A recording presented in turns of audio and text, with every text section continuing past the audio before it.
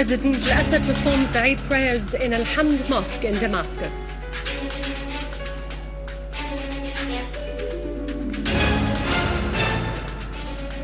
The Imam of the mosque asserts in his sermon that Syria would defeat the terrorist conspiracy.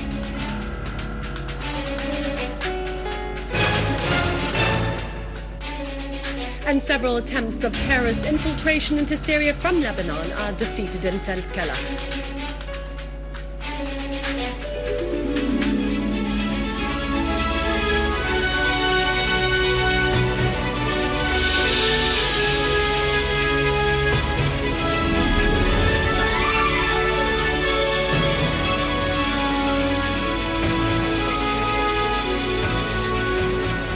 Good afternoon, welcome to our news bulletin for this afternoon. I'm Dania Nizam.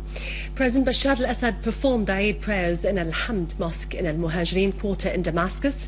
He was accompanied by high-ranking party members, government ministers and many other members of the People's Assembly, the Grand Mufti of the Republic, many Islamic clerics and large crowds of citizens.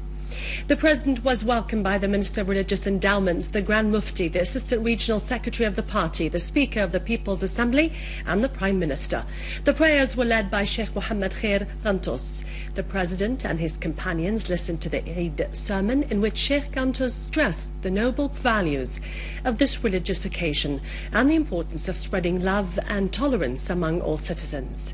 He pointed out that the prayers reflected Islamic unity, and he said that the plot against Syria was cooked up by a vicious American Zionist Western and Bedouin alliance.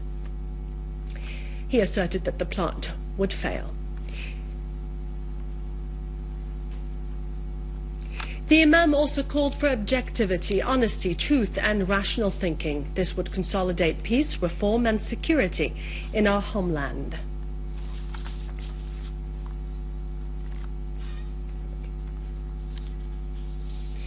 Bishop Luca Al-Khoury, Assistant Patriarch of the Roman Orthodox Church of the Orient, congratulated the Muslims on the occasion of Eid al-Fitr.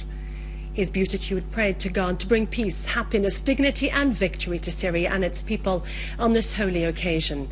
He also prayed to God to have mercy on the souls of our martyrs. He asserted that the plot against Syria was beginning to fail, thanks to the steadfastness of the brave Syrian people and their heroic army, as well as the wisdom of our leadership.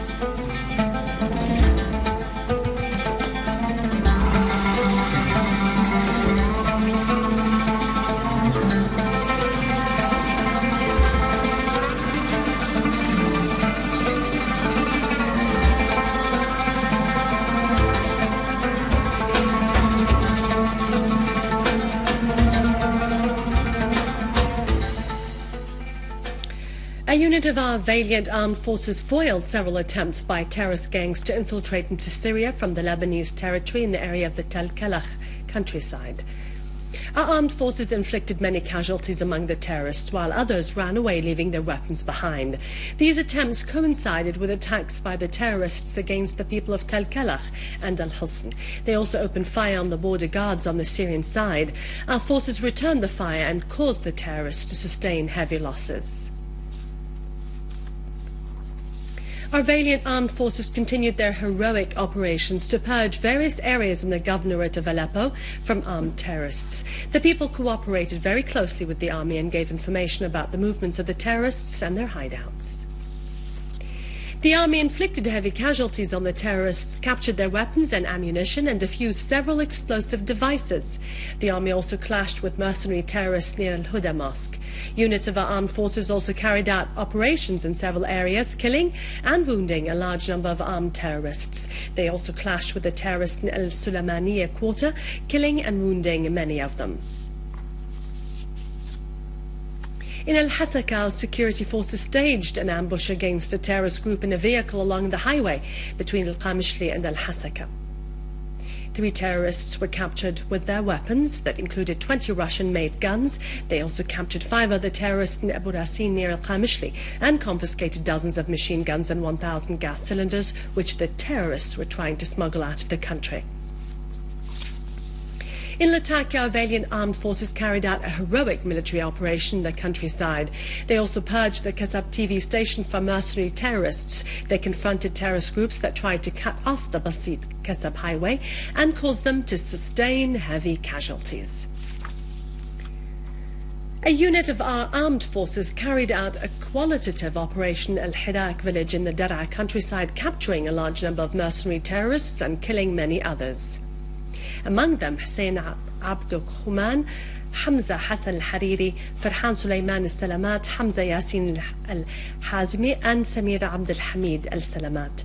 The security forces also continued to comb the area of War al-Laja up to the areas of Al-Wardat and Al-Shaqraniya in the Dar'a countryside.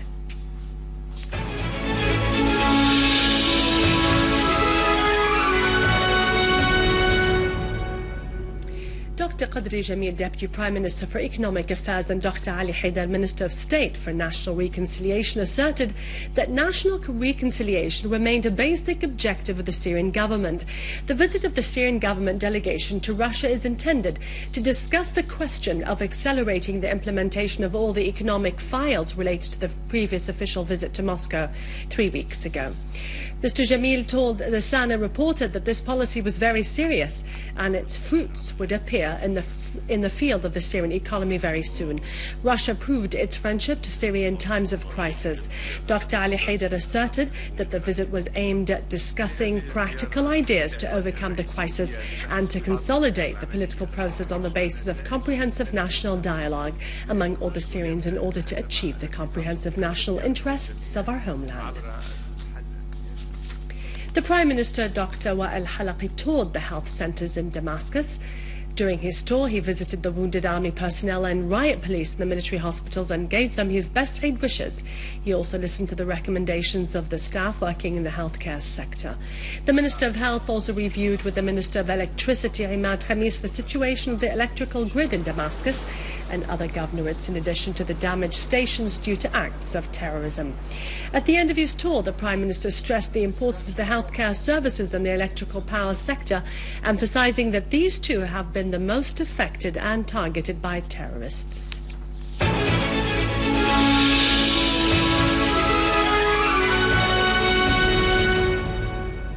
In Libya, the violence is still ongoing as the militias are still spreading ever since the NATO attack last year.